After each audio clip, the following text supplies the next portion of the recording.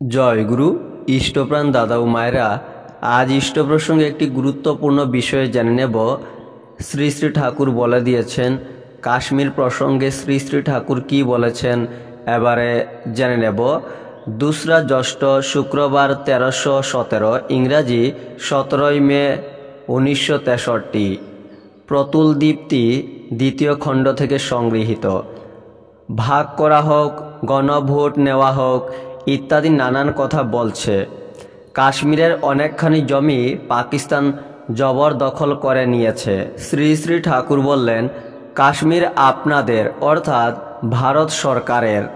এইটা ফ্যাক্ট, ঘটনা। যা ঘটেছে তা নিয়ে কথা নয়।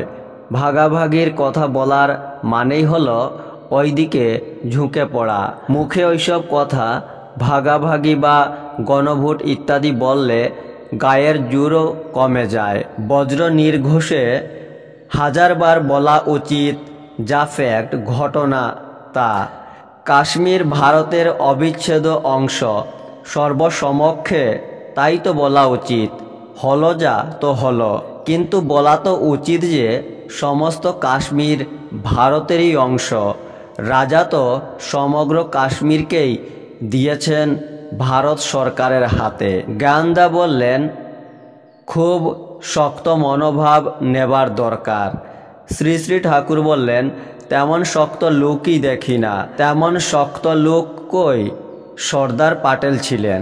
তিনি থাকলে হয়তো কাশ্মীরের সমস্যার সমাধান হয়ে যেত। তিনি ছিলেন শক্ত লোক।